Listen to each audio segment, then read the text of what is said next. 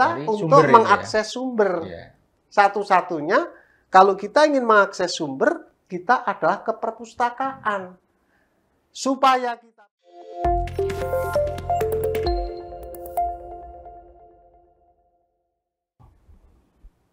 Assalamualaikum warahmatullahi wabarakatuh. Salam Pancasila. Salam.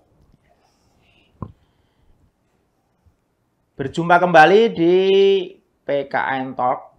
Kita akan bincang-bincang politik dan kewarganegaraan di channel Laboratorium PKN Fakultas Ilmu Sosial Universitas Negeri Semarang.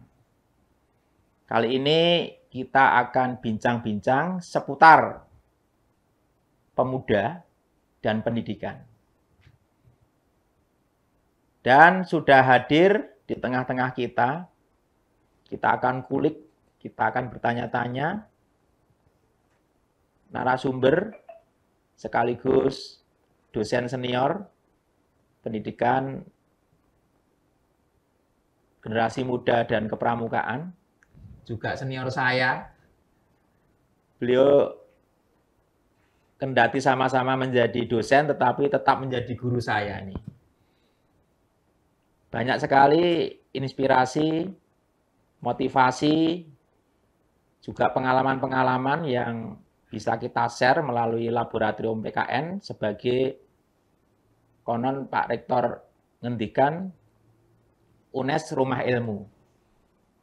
Laboratorium itu sebagai dapurnya ilmu. Nah, di dapur ilmu inilah kita akan kulik-kulik seputar episteme community terkait dengan pendidikan, khususnya generasi muda. Selamat, apa ini Pak? Ini kita siang, sore, malam, nanti siarnya bisa pagi. Sehat selalu, senior Bapak Dr. Suprayadi. Alhamdulillah Pak Nur, sehat. Pak Nur juga sehat, toh? Alhamdulillah, kami itu senang pokoknya para dosen muda itu kalau melihat dosen-dosen senior itu sehat, walafiat, gembira sekali karena merasa terayomi. Alhamdulillah. Nah, hari ini kita mau bincang-bincang seputar Sumpah Pemuda. Tepat ya, karena ini hari menjelang Sumpah Pemuda. Menjelang Sumpah Pemuda. Keberapa ini Pak Nur ya? Wah, berapa Dek? Coba belajar matematika coba, ayo. 1928, sekarang 2022. Pokoknya ekornya 4. Ayo, berapa? Dihitung sendiri nanti ya. Karena bagi kita akan mengulik tentang makna di balik itu. Nah, ini sudah kita buka melalui data dari statistik. Ini perlu saya baca ya. Ini data statistik tahun 2021 di dalam laporan Badan Pusat Statistik itu. Di bagian awal akan saya bacakan sepintas. Ini nanti yang akan menjadi pemantik kita untuk membicarakan tentang pemuda ya. Jadi nanti silahkan yang menonton juga dicek, dibuka. Karena kita bicaranya memakai data, nanti kalau nggak pakai data dikira kita bicara sembarangan. Pemuda menurut Undang-Undang Nomor 40 tahun 2009 adalah warga negara Indonesia yang berusia 16 sampai 30 tahun. Ini nanti akan dibicarakan yang umur 16 sampai 30 kira-kira begitu. Ya. Yang merupakan periode penting usia pertumbuhan dan perkembangan. Menurut hasil Susenas, tahun 2021 perkiraan jumlah pemuda sebesar 64 atau ini apa bacanya? 64,92 juta jiwa atau hampir seperempat, ini persen ya. Dari total penduduk Indonesia. Persenannya 23,90% gitu. Ini 64 juta itu ya. Pemuda laki-laki lebih banyak daripada pemuda perempuan. Dugaan kita ternyata keliru. Keliru ya. Selama ini orang selalu berasumsi bahwa penduduk wanita paling banyak. Lebih banyak daripada penduduk laki-laki. Sehingga asumsinya juga pemuda pemuda lebih banyak lebih daripada gitu. pemudi. Apalagi kalau kita masuk kelas ya Pak ya. Masuk kelas itu mahasiswi itu lebih banyak daripada betul. mahasiswa. Kemarin kita penerimaan pramuka juga sama. Bahkan ada satu kelompok ini yang ikut kelompok perkuliahan saya ini, laki-lakinya hanya 4. Laki-lakinya semua 4 gitu. perempuan. Nah, ini yang nanti juga kita kira-kira kenapa ya? Jadi di sini pemuda laki-laki lebih banyak daripada perempuan dengan rasio jenis kelamin sebesar 101,99, yang berarti setiap 102 pemuda laki-laki terdapat 100 pemuda perempuan. Ya, kemudian persentase pemuda di perkotaan lebih besar daripada di perdesaan, yaitu 58,88% berbanding 41,12%. Nah, berdasarkan distribusi menurut wilayah, lebih dari separuh pemuda terkonsentrasi di Pulau Jawa. Itu ada 55%, sekitar 61,09% pemuda belum kawin. Nah, ini yang nyuting-nyuting ini termasuk ya, yang belum kawin. Mudah dipahami tuh kalau mayoritas tinggal di Pulau Jawa, ya. Bisa mudah dipahami. Iya, karena padat itu sih. Sementara yang berstatus kawin sebesar 37,69% ya, karena kita bicara pemuda itu usianya kan 16 sampai 30. 30. Sehingga untuk jangan membayangkan kalau pemuda itu belum kawin loh ya. Ya, artinya belum menikah maksudnya itu ya. Pemuda itu ternyata kalau menurut undang-undang ini ya mereka yang masih lajang atau belum kawin, ada yang sudah kawin. Ini yang konsep kita tentang pemuda itu dalam ranah umur sekali lagi ya, bukan dalam anggapan-anggapan, karena kita menggunakan definisi kepastian hukum. Kemudian datanya sisanya mereka yang berstatus cerai, ya, baik cerai hidup atau mati. Sekitar 1 dari 10 pemuda telah menjadi kepala rumah tangga. Jadi pemuda menjadi kepala rumah tangga. Sementara 7 dari 10 pemuda tinggal bersama keluarga. Nah, ini data awal yang menjadi pemantik diskusi kita hari ini, sehingga kaitannya tadi dengan pemuda itu mereka yang masih sekolah dan mereka yang sudah bekerja. Tentu dua hal ini menjadi kajian yang menarik karena terkait dengan persoalan pendidikannya gitu ya, kira-kira begitu nanti. Nah, kemudian kita lihat dulu, ini masih juga karena dengan undang-undang Pak Nur harus membaca ya. Karena kalau kaitannya dengan isi di dalam undang-undang itu tidak boleh sembarangan ya. Jadi kita lihat di dalam undang-undang kepemudaan sebagai pemantik dari apa yang akan kita kaji kali ini. Khususnya mengenai istilahnya itu kalau kita mau membangun, istilahnya di dalam undang-undang tersebut adalah kalau kita sering bicara Tunas Muda Harapan Bangsa, kemudian ada istilahnya pembangunan kepemudaan. Nah, di sini pasal 3 di dalam Undang-Undang Nomor 40 Tahun 2009 itu dinyatakan pembangunan kepemudaan bertujuan untuk terwujudnya pemuda yang beriman dan bertakwa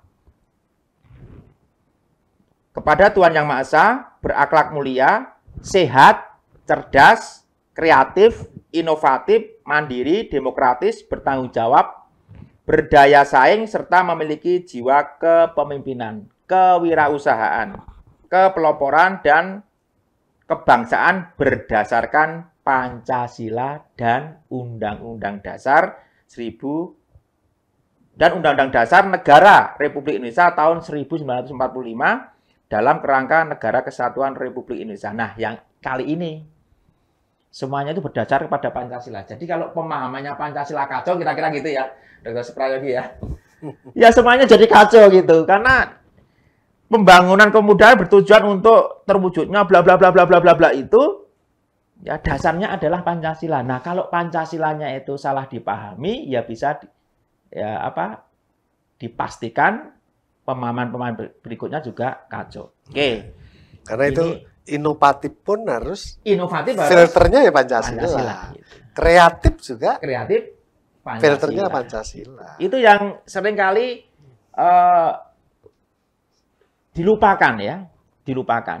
Ini sebenarnya kalau di dalam pendidikan Pancasila dikatakan Pancasila itu sebagai paradigma. Gitu. Paradigma. Atau lebih luasnya pandangan hidup, lebih luas daripada paradigma gitu. Nah, kita akan mulai yang pertama dulu gitu, ngomong-ngomongnya itu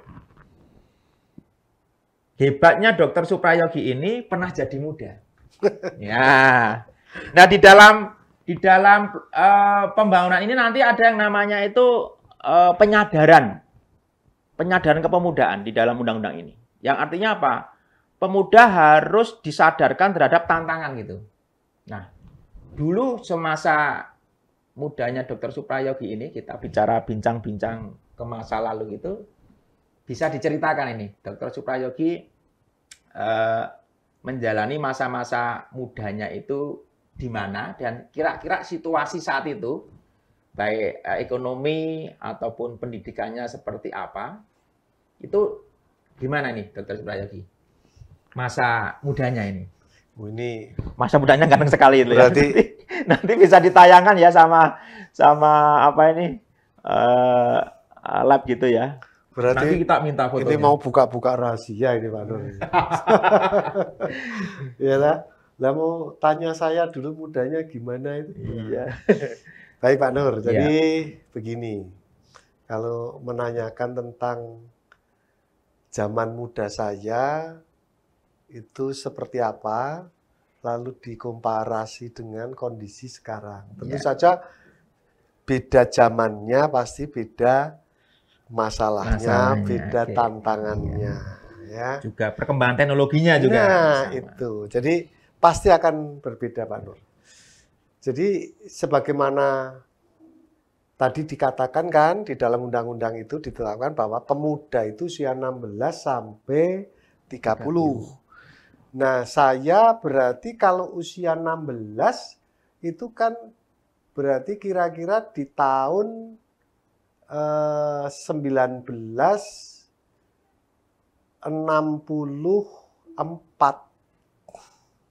Maaf, saya kelahiran 1958. Berarti kalau 16 berarti yang jelas usia-usia saya di SMA kan itu. Iya. 70-an 7 ya. 70-an 7. Jadi saya di SMA. Begini Pak Nur. Kehidupan ekonomi sosial saat itu tentu saja jauh sekali kalau dibandingkan dengan sekarang. Oleh karena itu saya juga selalu pesan pada anak saya bahwa kamu hidupmu dibanding bapak dulu jauh lebih enak. Jauh lebih nyaman.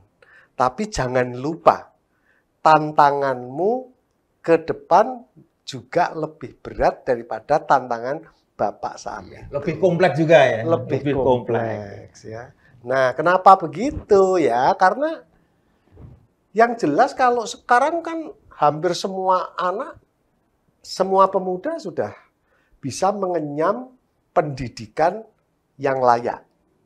Tapi di zaman saya, untuk bisa kuliah itu harus betul-betul ada semangat baja.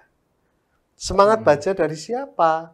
Ya dari yang pemudanya sendiri yang ingin berkuliah, maupun orang tua yang mendukung untuk bisa berkuliah. Sebab kuliah kan butuh dana, butuh dukungan. Walaupun kalau sekarang nilainya kecil, tapi waktu itu, wah kuliah itu membutuhkan banyak pengorbanan baik. Oke, Pak Nur tadi kan tanya saya ya, bagaimana itu Pak Yogi besarnya?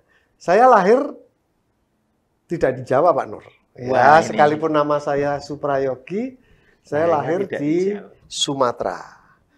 Ya, jadi saya lahir di Sumatera sehingga orang sering mengenal saya ini Pujakesuma. Putra Jawa kelahiran Sumatera. Saya lahir di Bukit Tinggi tahun 1958. Kemudian karena bapak saya tentara. Prajurit. Jadi bapak saya tentara. Salam untuk TNI. Kemudian bapak saya menjelang pensiun, maka kembali ke Purworejo. Karena asli bapak dan ibu saya adalah Purworejo. Sehingga tentu saja diboyonglah semua. Dan waktu itu, ini penggambaran sosial ekonomi saat itu ya. Supaya pemuda sekarang ini menjadi ngerti bahwa kehidupannya sebenarnya jauh lebih enak gitu ya. Saya masih ingat persis itu. Sekalipun saya itu masih kelas 1 SD, bahwa bapak saya pindah dari Bukit Tinggi ke Purworejo. Dan pindahnya itu harus naik kapal. Naik kapalnya itu suk-sukan. Dan berapa hari itu ya? Iya. Lama sekali. Lalu harus pindah naik kereta gitu, dari Tanjung Priok ke Gambir. Saya ingat persis itu. Bapak saya itu manggul-manggul kasur. Coba bayangkan. Kasur Kapas ya? Kapas. Coba Anda bayangkan. Berat besar kan? Tempatnya rowo kan? Iya.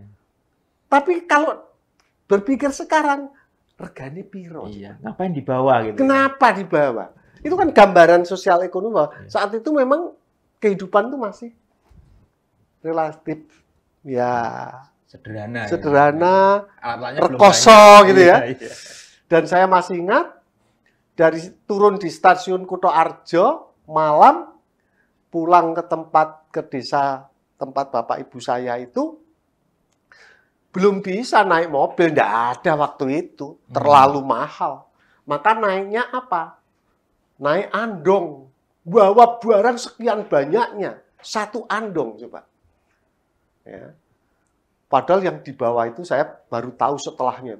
Bapak saya itu pulang itu membawa kotak, apa itu kuayu, itu ternyata apa coba? Isinya beras, piring-piring kaca ya, misalnya apa? Piring apa kalau saya? Piring beling lah, nih wong Jawa menyebut ya. Itu dimasukkan di situ supaya tidak pecah gitu loh. Nah itu kan, nah dokarnya itu, andongnya itu sebelum masuk ke desa saya, ke kampung saya ya, sudah masuk desa saya tapi belum sampai kampung saya, harus melewati bulak kecil, bulak itu sawah gitu ya, kecil. Malam hari itu kepaluh nggak bisa jalan. Kepaluh nggak bisa jalan karena jalannya masih tanah. Gitu. Nah akhirnya apa? Bapak saya jalan pulang dulu memberitahu Pak D. Lalu Pak D minta tolong tetangga itu untuk membantu mendorong itu supaya bisa sampai di kampung. Itu gambaran rekosoni saat itu. Nah, itu kalau di dalam undang-undang tentang kepemudaan itu bagian dari pembangunan kepemudaan, bagian pelayanan yaitu penyadaran. Generasi sekarang itu harus memiliki semangat kejuangan. Semangat kejuangan itu dari mana? Ya dari dulu Bapak, Ibu, Mbah-mbah itu harus tidak dilupakan gitu. Oh iya betul. Jadi kalau orang-orang tua itu bercerita tentang pengalaman masa lalu, ya itu bukan berarti terus ngapain masa lalu itu. Bukan, justru masa lalu itu dijadikan sebagai sebuah semangat untuk kejuang ke depan karena itu tadi untuk tahu kalau dulu itu bahasanya sangkan paraneng dari mana gitu ya. Nah, itulah makanya saya ceritakan. Karena ini yang ada di sana kan banyak pemuda ini. Nah, ini yang penting ini masih pemuda-pemuda ini ya. Tahu bahwa biar tahu. Anda mungkin sekarang merasa hidupnya itu rekoso ya, susah. Tapi sebenarnya di zaman saya itu jauh lebih susah. Nah, gitu ya. Itu salah satu gambarannya seperti itu. Kemudian saya di Purworejo dimasukkan lagi tetap di kelas 1. Ya, kelas 1. Saya akhirnya di SD Sindurjan. Karena saya itu anak tentara, ya dulu kan di sana sekolahnya di kota, sepatonan Pak. Tapi saya sekolah di Purworejo itu, di SD Sindurjan, saya pakai sepatu itu malah diturut-turut oleh teman saya. Ditonton. Karena tidak ada teman saya yang bersepatu waktu itu. Semuanya nyeker, gitu ya. Akhirnya lama-lama seminggu saya pakai sepatu, lama-lama saya lepas. Oleh bapak saya dimarahi, oh nopo, ada apa dilepas? Ayo dipakai. Kan kamu sekolah memang harus pakai sepatu biar kamu. Saya bilang, Pak, teman-teman saya tidak ada yang pakai sepatu. Kalau saya pakai sepatu itu malah jadi tontonan. Akhirnya ya saya lepas tidak pakai sepatu. Nah, Itu gambaran saat betul. itu. Purworejo saya apakah desa banget? Enggak sebenarnya. Karena apa? Desa saya itu sejak dulu sudah merupakan desa di kecamatan kota. Coba. Itu desa di kecamatan kota loh, gambarnya masih seperti itu. Kayak begini loh, Gunung Pati ini kan kehidupannya seperti desa ya. Tapi dia di kota Semarang, kurang lebih begitu. Tapi beda kalau yang punyanya Dr. Suprayogi, saya pernah ke sana itu jalur utamanya tinggal keluar sudah jalur utama Iya. gitu, udah jalur utama itu. Di sana namanya Doplang. Iya. Doplang itu kan berasal dari bahasa Belanda dulu. Iya. Deplang. Iya. Deplang. Deplang, Begitu. dan- Ada papan. Papan apa? Batas kota. Atas kotanya. Gitu. Dan itu dengan Masjid Agung Purworejo juga dekat. Iya. Dekat. Sekitar 2 kilo lah Nah. dari tempat saya. Nah, gambaran-gambaran ini mengapa orang tua itu suka menceritakan kepada putra-putrinya itu sebenarnya dalam rangka pembangunan pemuda. Karena pemuda itu kalau nggak tahu asal-usulnya juga nggak akan bisa mengarah ke masa depan yang baik gitu. Makanya ada baiknya beberapa nasihat-nasihat terkait dengan pembangunan pemuda itu adalah bercerita tentang masa yang lalu. Jadi jangan dianggap itu kuno, enggak. Di dalam pendidikan sangat penting sekali ya Pak, kita belajar tentang sejarah itu. Dan itu menyadarkan generasi muda sekarang itu menyadari posisi dan kondisinya. Sehingga apa yang tadi dikatakan harus selalu memelihara semangat untuk maju yang lebih daripada yang kemarin-kemarin harus itu benar. Semangat Sebab kejuangan. kondisinya beda, semangat kejuangannya. Kejuangannya. Jadi kejuangan itu di setiap masa tetap harus dipelihara, harus tetap hidup subur. Ya. Nah, itu. Sekalipun tantangannya memang sudah berbeda Beda-beda, sehingga gitu. wujud perjuangan atau kejuangannya juga menjadi berbeda. Nah, jadi pada titik pertama kita membicarakan tentang pemuda, satu hal yang nggak bisa dilepaskan adalah persoalan kejuangan. Dan kejuangan itu cara memupuknya salah satunya adalah dengan menceritakan. Kita mengambil hikmah-hikmah dari orang tua kita, dari pakde-pakde kita, mbah-mbah kita, atau tokoh-tokoh untuk mengetahui seperti apa dulu kejuangan dilakukan, kemudian bagaimana semangat juangnya, termasuk tantangannya. Nah ini sudah pada titik kejuangan. Yang berikutnya nih Bapak Dr. Suprayogi. Sebentar sedikit Pak Nur. Gimana, terkait masih? dengan masalah tadi kan waktu saya kecil. Sekarang kan iya. kaitannya pemuda. Yang ketika usia saya lulus, saya 16 sekolah ya? itu di SMA swasta. Kebetulan SMA swasta saya adalah waktu itu di Purworejo SMA negeri itu hanya ada satu. Nah, oleh karena itu sorenya itu ada sekolah SMA swasta namanya Sekolah SMA Pancasila Bersubsidi. wah, sekolahnya saja sudah sekolah Pancasila, pantesan. Ya, SMA Pancasila Iya, bersubsidi dan terkenal sekali di Purworejo, siapapun kenal nama sekolah itu waktu itu karena memang masih jarang sekolahan kan. Sehingga kalau orang lari ke negeri tidak keterima pasti di situ. Nah, terkenal lagi apa? Namanya itu SMA Panbers. Pancasila bersubsidi. Dan memang kebetulan punya grup band SMA Panbers itu yang dari waktu ke waktu itu sering ditanggap kalau ada orang Purworejo punya kerja. Berarti ingat lagu yang suka dinyanyikan seperti lagunya Pampers ini. Nah, kebetulan karena kehidupan saya, ya keluarga itu tidak artinya harus tadi berjuang untuk bisa eksis, maka saya lebih banyak bagaimana membantu orang tua agar bisa kehidupan sosial ekonominya eksis. Karena bapak saya kan pensiunan. Ya, jadi nah, itu. perjuangan juga itu. Sekalipun ya. Bapak saya sebenarnya jiwa seninya besar. Bapak saya itu suka menyanyi. Tatkala tetangga saya itu nanggap band Panbers, ya, saat mekitankan anaknya, bapak saya tahu persis bapak saya itu berani nyanyi itu, padahal band beberapa lagu. Sekalipun ya agak iramanya agak kelihatan kan ya, tapi berani itu bapak saya. Karena memang bapak saya sebenarnya jiwa seninya tinggi, gitu ya. Nah, kemudian saat SMA saya itu kuliah, nah itu Pak Nur. Dan saudara-saudara semua ini perlu tahu, saya itu satu keluarga 3 bersaudara. Kakak saya perempuan, saya, kemudian adik saya. Kakak saya begitu lulus SMA, kemudian cari kerja, bekerja di Semarang. Kakak perempuan saya. Nah, saat saya mau lulus, bapak saya waktu itu menghendaki apa coba? Sudah, Ki, kamu sekolah yang baik, nanti kalau lulus harus segera cari kerja. Nanti bapak ikut membantu cari kerja kamu, kalau sudah nikah. Tapi saya dalam hati saya ingin sekali saya kuliah. Karena saya terinspirasi oleh teman saya yang sering menceritakan kakaknya kuliah di IKIP Yogyakarta. Selain dia itu masih kuliah, ternyata sudah bisa ngajar. Nah, itu yang menjadi menarik saya, menginspirasi saya. Untuk saya kuliah. Nah, tapi untuk saya bisa kuliah itu, Pak Nur, itu perjuangan yang luar biasa. Kenapa? Tadi karena orang tua itu merasa secara ekonomi itu tidak mampu. Kebetulan tetangga itu ada yang menyekolahkan anaknya di Gajah Mada.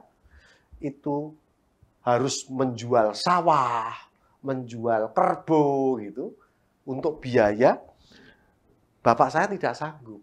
Tapi saya punya kemauan keras. Sehingga saya memang kalau punya uang sedikit-sedikit itu disangon itu enggak pernah untuk jajan, Pak Nur. Tapi saya simpan untuk persiapan kalau saya besok daftar kuliah.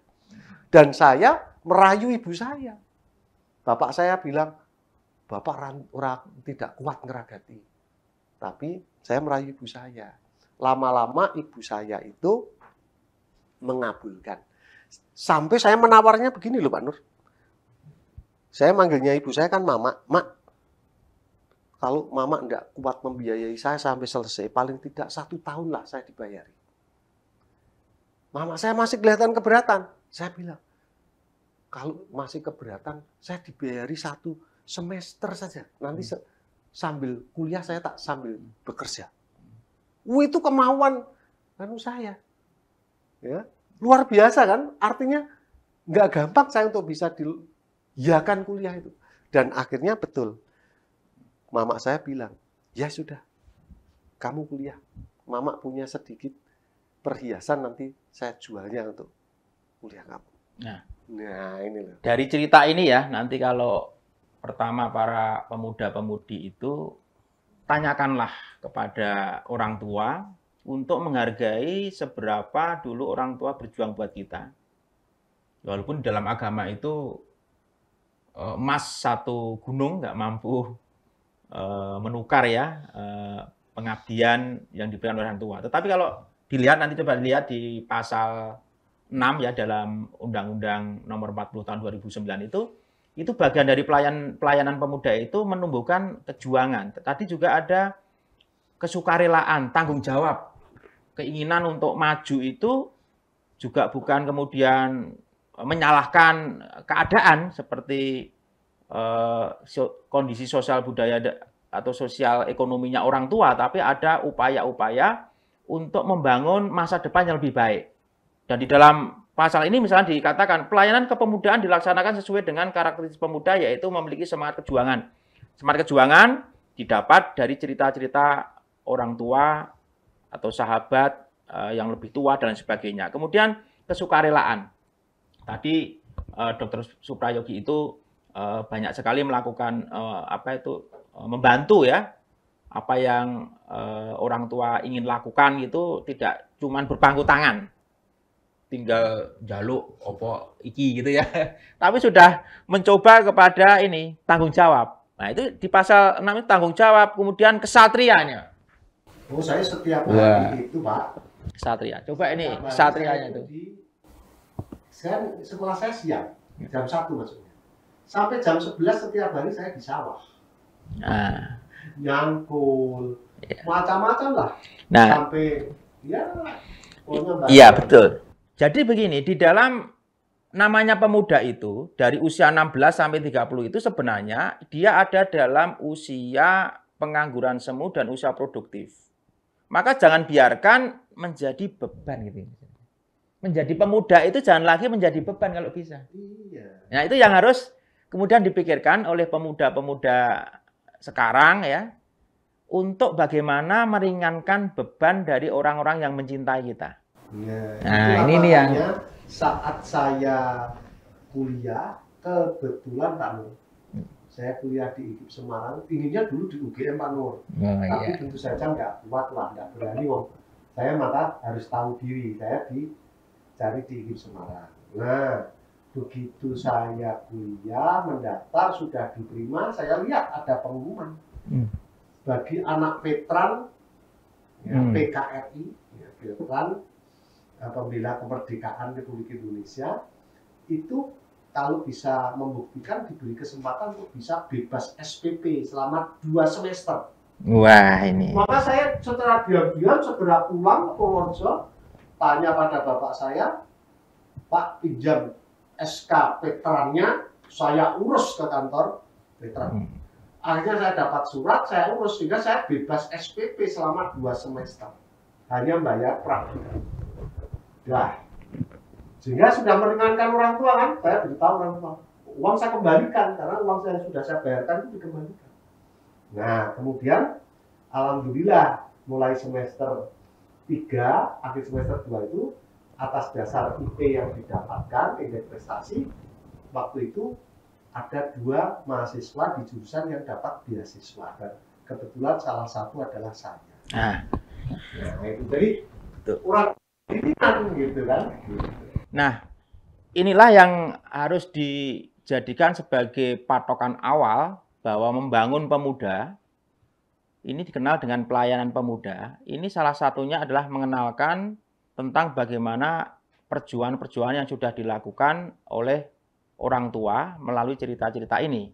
Jadi cerita itu di dalam pendidikan moral, pendidikan kewarganegaraan, pendidikan karakter, cerita itu sangat menjadi salah satu sumber mendapatkan inspirasi sekaligus semangat begitu ya Pak ya. Inspirasi semangat. Sehingga cerita-cerita yang mengalir itu ternyata wah kalau dibuat novel begitu asik. Betapa banyak jadi orang petani jadi presiden ya. Jadi macam-macam lah nanti itu. Nah, termasuk pemuda-pemuda ini jangan melihat sekedar latar belakang saja, tetapi gantungkan cita-citamu setinggi langit. Tetapi melalui apa? Melalui pendidikan. Nah, kali ini kita juga berbahagia karena bersama Dr. Suprayogi ini, beliau adalah seorang pendidik dan betul-betul pendidik. Kalau nggak percaya itu ya, itu begitu banyak itu beliau ketika para mahasiswa-mahasiswi itu mau bertemu takut gitu. Tapi begitu sudah bicara sama beliau itu banyak yang merasa seperti yang mengasuh, mengayomi betul-betul. Nah, sekarang kita akan bincang-bincang setelah tadi mendengarkan kejuangan. Tadi dikatakan bahwa salah satu cara untuk membangun pemuda ya ke depan selain dengan kejuangan itu, dia harus terutama memahami dia dalam posisi mana, apakah masih sekolah atau sudah bekerja. Nah, kita akan bicara dulu tentang pemuda-pemuda yang masih sekolah. Nah, untuk pemuda-pemuda yang masih sekolah ini berarti menerima berbagai macam kurikulum. Yang utamanya ya, untuk kurikulum ini selain nanti ada pengetahuan, kemudian ada sikap ya Pak ya, ada keterampilan. Tetapi di semua itu yang utama adalah adab. Maka di dalam pelayanan pendidikan atau pelayanan kepemudaan itu tujuan dari membangun pemuda itu adalah memiliki akhlak yang mulia. Nah, sekarang tantangan untuk menjadi orang baik di masa dulu dengan sekarang itu tadi dikatakan setiap zaman punya tantangannya. Sekarang menurut amatan dari Dr. Suprayogi itu yang berat untuk menjadi orang baik, pemuda baik di masa sekarang itu apa gitu? Tantangannya menjadi orang baik aja ya nanti. Biar nanti apa itu bisa ngatasi gitu ya. Tantangan menjadi orang baik. Pemuda yang baik sekarang itu apa kira-kira gitu? Pertanyaannya mudah ya. Iya. Tapi jawabannya nggak sulit sih. Jadi gini, kalau dulu itu tantangan yang berat itu kan bagaimana kita bisa eksis, kita bisa lancar mengikuti perkuliahan karena dapat dukungan pendanaan yang cukup. Ya. Jadi pendanaan untuk makan, untuk kos, ya, untuk bayar kuliah cukup. Itu adalah sebuah tantangan yang cukup berat. Sehingga waktu itu kalau orang itu, pemuda itu punya semangat juang, semangat kerja yang tinggi, pantang menyerah, tidak suka berpangku tangan, saya kira dengan semangat mau bekerja dia akan bisa melalui dengan insya Allah lancar. Tapi sekarang permasalahannya memang menjadi semakin kompleks terkait terutama dengan kemajuan teknologi. Ya. Jadi kemajuan teknologi itu memang ilmu pengetahuan teknologi kan sebenarnya kemajuannya itu dimaksudkan untuk meningkatkan kesejahteraan manusia, ya kan? Sebenarnya kan seperti itu. Tapi dalam realitasnya kemajuan iptek itu ternyata tidak jarang juga menjadi sebuah masalah bagi manusia, menambah kompleksitas permasalahan yang harus dihadapi manusia termasuk pemuda. Konkretnya sajalah sekarang begini, di zaman teknologi komunikasi ya melalui HP yang ada ini dengan internet dan sebagainya, itu kan menjadi sebuah tantangan. Di satu sisi bagi yang mempunyai kemampuan ekonomi dia bisa memiliki, permasalahannya tinggal bagaimana pemanfaatannya, kan gitu kan. Tapi di satu sisi karena juga permasalahan ekonomi sekarang ini dari sebagian masyarakat kita ini juga realitasnya belum semuanya itu baik. Tentu saja juga sebagian dari pemuda yang sekarang ingin bersekolah, suka tidak suka, mau tidak mau, mesti harus punya juga HP. Dan bukan sekedar HP, tetapi HP yang relatif multifungsi canggih, sehingga bisa untuk membantu mendukung proses pembelajarannya. Karena sekarang kan guru-guru juga senantiasa memanfaatkan itu. Nah, padahal untuk memiliki itu sendiri sebagian masyarakat kita yang ekonominya ini belum kan juga jadi masalah. Belum. Nah ini setelah mereka memiliki konten-konten yang masuk di HP ini kan bukan semuanya hal baik. Itu menjadi tantangan tersendiri bagi pemuda kaitannya dengan pertanyaan Pak Nur tadi, pembinaan akhlak. Sebab apa? Nah saya buka di sini mau cari apa materi apa browsing yang baik, malah yang muncul yang lainnya. Enggak sekian jam. Bukan. Coba. Ya. Baik, berarti gini. Yang akan kita pertajam lagi usia pemuda dari 16 sampai 30 tadi itu, pemuda itu ada yang melanjutkan sekolah, ada yang sudah bekerja. Nah, kita akan fokus dulu kepada yang sudah melanjutkan sekolah ya, terutama di perguruan tinggi. Karena dari angka statistik tadi itu, sekarang yang sampai melanjutkan perguruan tinggi itu ada di angka 10% ya dari pemuda. Nah, kita akan fokus ke situ dulu terkait dengan pendidikan istilahnya itu diam tamat istilahnya dulu ya Pak. Ada tamat, ada lulus dulu ya. Dulu dibedakan. Ada tamat, ada lulus. Tamat sekolah dan lulus. Nah ini coba diceritakan ini gimana. Anak yang tamat sekolahnya dalam artian dia menyelesaikan sekolah dari tingkat dari kelas 1, 2 sampai 3 misalnya itu di SMP atau itu di SMA, itu belum tentu dia punya tanda kelulusan. Nah, ini ingat ya. Jadi sekolah dulu itu ada dua proses. Proses pertama ada proses mengikuti kegiatannya, itu namanya tamat. Ya. Jadi proses 1, 2, 3 itu tamat. Sedangkan yang berikutnya itu ada kompetensi yang harus dikuasai. Ya.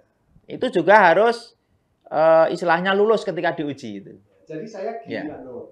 Saya ingat persis, saya ini adalah SD saya itu dulu di SD itu saya ini ada ujian nasional istilahnya. Ada ujian nasional. Ujian nasionalnya itu ujian tidak di sekolahnya. Tetapi saya itu ujian di sekolah lain. Dari sekolah ada mungkin kalau 3-4 kilo jaraknya. Dan waktu itu jarak yang sekian jauh itu ya karena belum banyak angkutan dan tidak punya duit ya dari sekolah itu ya jauh. Yeah. Jadi ujian masuk jam 8 ya dari rumah jam 6 jalan kaki. Nah, ini tantangan lagi ya. Sehingga sekali lagi sekolah di zaman dulu itu ada dua proses. Proses pertama adalah mengikuti rangkaian kegiatannya. Ya, itu yang kemudian disebut dengan tamat gitu ya Pak ya. Tamat. Yang kedua, dia menguasai kompetensinya. Ya, kalau sekarang ya kompetensi terkait dengan pikiran. Biar semakin jelas. Saya waktu itu ujian nasional. Ya. Tatkala ujian nasional itu kemudian diumumkan kelulusan. Ya, diumumkan kelulusan. Nah, SD saya masih ingat persis. Yang lulus itu hanya 64%. Yang lain tidak lulus. Nah, tetapi semua mendapat dikatakan sebagai tamat sekolah. Tamat sekolah. Tamat sekolah. Tapi tidak punya kompetensi. Tanda lulus. Kelulusan. Tanda kelulusan itu tersendiri, terlepas dari tanda tamat belajar atau ijazah istilahnya. Nah, yang sudah tamat tapi belum lulus itu waktu itu kalau di negeri tidak bisa melanjutkan, tidak bisa. Dia bisa melanjutkan ke SMP swasta, dia diterima tetapi bersyarat. Bersyaratnya apa? Dia nantinya boleh mengikuti ujian di tingkat selanjutnya. Ya, SMP itu berarti ujian akhir SMP. Kalau dia sudah punya tanda kelulusan di SD-nya. Oleh karena itu yang saat itu sekolah di SMP swasta, teman-teman saya itu yang belum lulus, maka pada saat ujian SD, ujian nasional SD berikutnya dia akan mengikuti ujian. Nah, berarti kalau sekarang kita pakai itu kan ada wajib belajar. Wajib belajar itu sebenarnya kalau melihat dari istilah dulu itu wajib tamatnya tadi ya, prosesnya itu. Tapi kompetensi belum tentu. Jadi kalau orang punya ijazah, sekarang pertanyaannya ijazah sekarang itu ijazah tamat belajar atau ijazah karena memiliki kompetensi gitu ya. Sehingga dua hal itu kalau dulu menjadi penting ya. Jadi ya, ada dua itu. Dalam perkembangannya saat saya di SMP sudah tidak ada lagi ujian nasional. Jadi tamat SMP saya itu ujiannya ya satu lembar ijazah, terus di belakangnya sudah berupa nilai. Jadi tidak ada lagi surat tanda kelulusan. Baik, sekarang kita akan lebih lagi, ini masih awal kaitannya dengan pemuda yang khususnya belajar. Karena kita nanti pemuda yang sudah bekerja mungkin kita bahas lain kali ya, sambil diluruskan. Udah nyala belum? Nah, setelah ini nanti kita akan coba tanya-tanya kembali kepada Dr. Suprayogi, terutama terkait dengan pendidikan yang menyangkut pengetahuan. Kalau istilahnya itu ya learning to know. Nah, kaitannya dengan pemuda. Karena tadi dikatakan bahwa untuk pelayanan kepemudaan, ya, ini ada berbagai macam itu strateginya itu. Salah satunya tentu adalah wawasan kebangsaan. Nah, kita akan sampai dulu misalkan tentang penguasaan keilmuan, Pak. penguasaan keilmuan, teori-teori maksudnya begitu. Ya.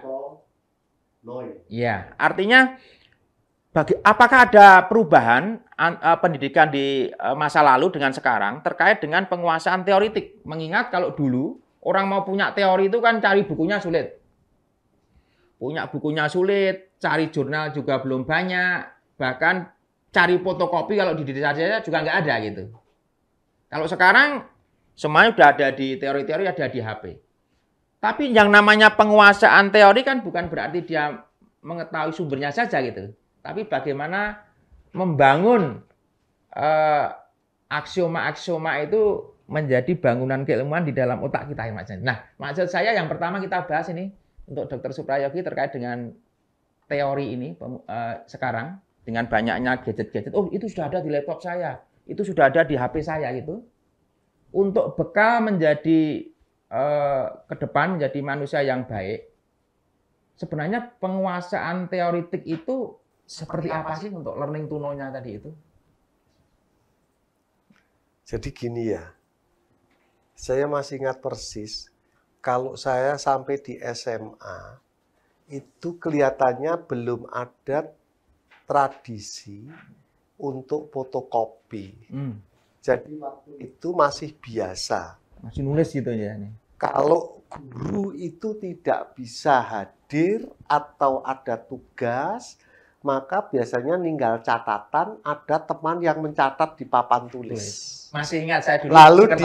Yang lain menyalin. Itu saya SMA. Iya. Saya lulus SMA tahun 77. Nah, baru setelah saya di IKIP Semarang ini, di IKIP Semarang aja kuliah tahun pertama, itu masih ada cara itu yang sering nyatat di papan tulis. Iya. Ya.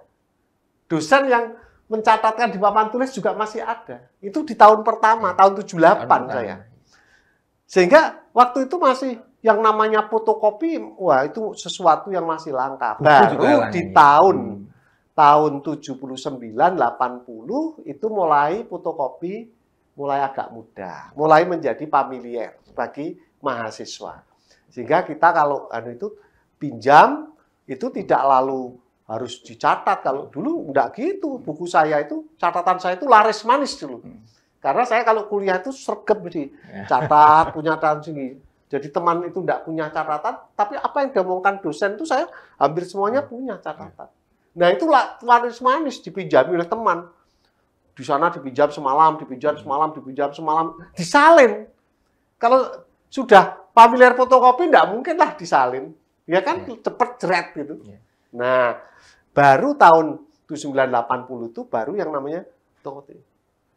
Kenapa? Wong saya masih ingat persis kok. Skripsi saya itu masih ketikan ini. Ketik yang red gitu. Iya, bahkan tesis saya.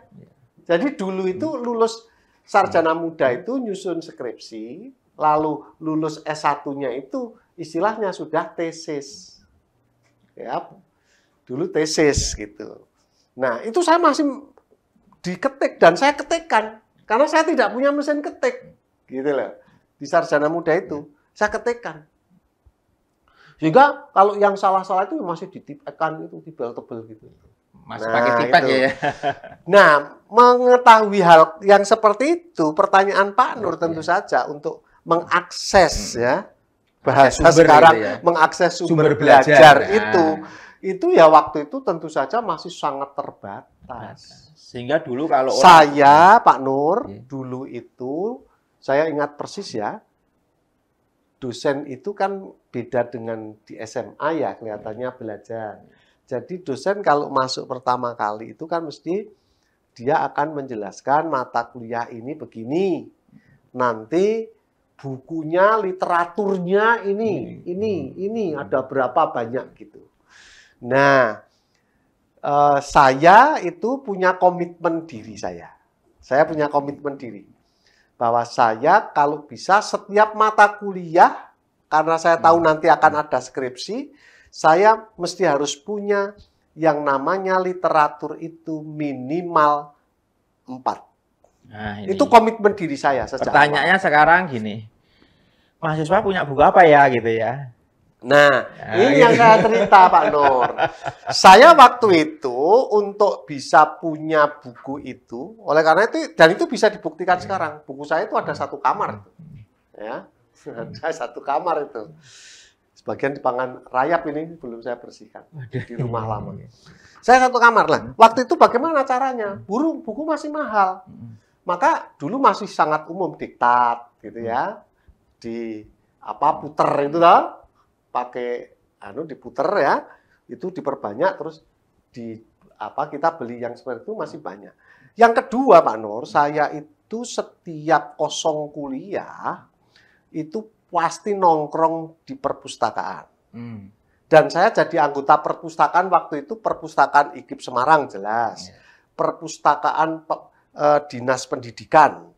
Yang di kota, terus perpustakaan negara itu ada di SMA 3 dulu. Yang sekarang posisinya di Semarang ini di Jalan Sriwijaya dekat Gedung Wanita. Itu dulu di SMA 3. Terus saya jadi anggota perpustakaan Undip. Jadi anggota perpustakaan Untak. Jadi anggota perpustakaan Unisula. Karena apa saya kok jadi anggota banyak? Karena itu tadi sulitnya kita untuk mengakses sumber. Satu-satunya kalau kita ingin mengakses sumber, kita adalah ke perpustakaan. Supaya kita bisa mengakses, kita bisa nyaman, di situ bisa banyak membaca, harus jadi anggota. Jadi anggota ada iurannya, tapi sekalipun ada iurannya, tapi sangat murah kan gitu.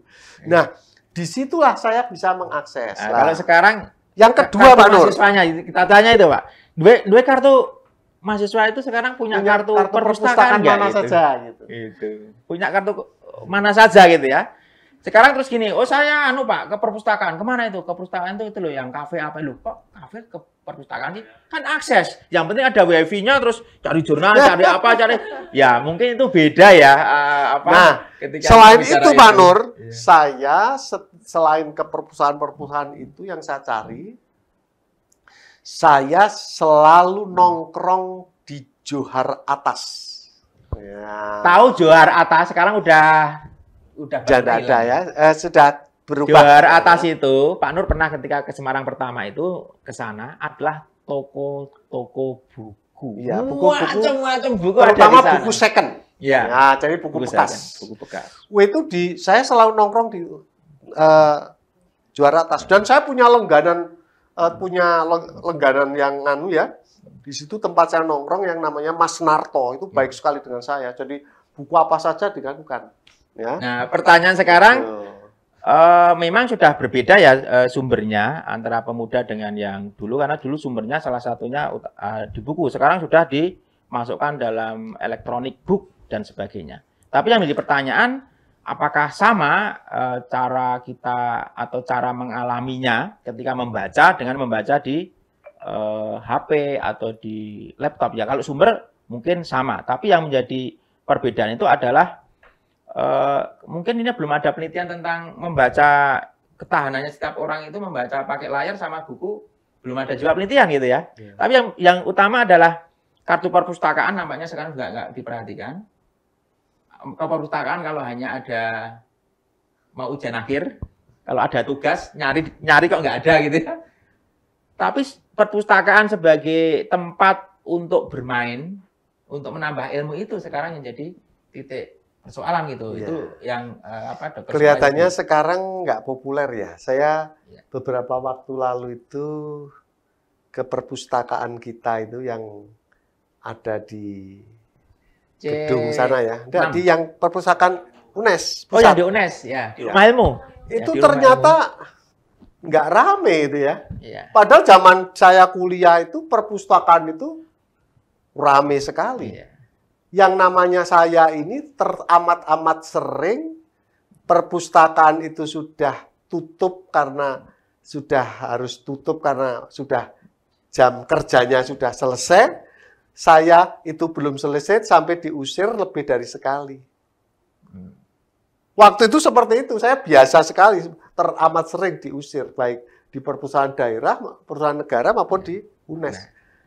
Jadi saya diusir-usir itu biasa. Ayo Mas, ini sudah tutup, segera Masih lama. Ya sebentar Bu, ini masih ada yang harus saya catat. Bukan nyatat gitu. Gitu ya. Nah, sampai-sampai waktu itu ya ada kenakalan Pak Nur. Ya. Ya, ini kaitannya perpustakaan ya. Waktu itu ada kenakalan di perpustakaan itu apa? Kenakalan di perpustakaan. Sekarang kayaknya nggak dikenal itu oleh generasi pemuda sekarang. Perpustakaan IKIP Semarang saat di Jalan Kelut itu kan ada di itu gedung yang pernah dipakai untuk sekretariat UT Semarang. Oh, di atas. Nah, ya. itu kalau tidak salah ada 3 lantai. Gedungnya 3 lantai itu. Waktu itu catnya hijau, pesagi itu gedungnya. Nah, kenakalannya apa coba? Sebelah barat daripada perpustakaan itu adalah merupakan tanah kosong. Bawahnya sana, bawah sekali itu adalah tempat parkiran sepeda. Kosong. Nah, kenakalannya itu terutama kalau sudah malam, ya, karena buka sampai jam 9 Pak Nur. Nah, itu apa coba? Kenakalannya itu anak-anak tertentu itu kalau dia merasa ini buku ini penting banget, saya butuh untuk kuliah, tapi tidak, kalau saya mau beli, nggak mampu, atau mungkin tidak ada. Sedangkan saya mau fotokopi, waktu itu belum umum, belum ada fotokopi itu. Nah, akhirnya apa? Kenakalan itu muncul. Buku itu dilempar, karena kebetulan jendela-jendelanya waktu itu kebanyakan nako. Ya, jadi nako itu dilempar keluar, lalu nanti cepat-cepat diambil. Atau kerjasama dengan temannya. Ada yang sudah nunggu di bawah, ada yang dari atas melempar, lalu segera dia bawa pulang. Sehingga aman betul. Nah, ya ini yang kemudian sungguh ini. Itu karena apa? Keinginan untuk mendapatkan ilmu pengetahuan, namun keterbatasan terkait dengan sarana. Kalau mau pinjam juga terbatas. Rebutan pinjam itu aja. Judul-judul akhirnya tertentu. Ada semacam kenakalan. Jadi kalau kejahatan itu jahat apa enggak itu ya?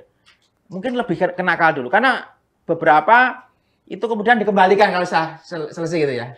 Atau mau ada yang dikembalikan, ada yang ya tidak dikembalikan. Ya, tapi jadi namanya pencurian buku. Iya, itu banyak itu. Demi apa itu? Coba. Demi apa? Demi biar tahu gitu. Kalau kami yang mahasiswa tahu itu. Kami yang mahasiswa, saya yang mahasiswa ini tahu.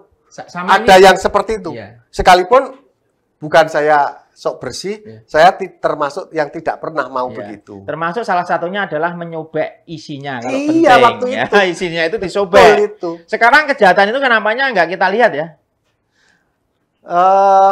Waktu itu umum sekali juga ya, yang namanya mengembalikan itu terlambat sehingga didenda. Saya sering sekali itu. Jadi biasanya saya sudah melobi, misalnya ini harus 5 hari dikembalikan. Ada yang buku yang dianggap penting itu hanya bisa dipinjam selama 1 hari, 1 malam. Tapi biasanya kita lobby ya, lobby pada petugas perpustakaan. Kalau mereka yakin nganu itu biasanya ya sudah nanti saya berikan satu.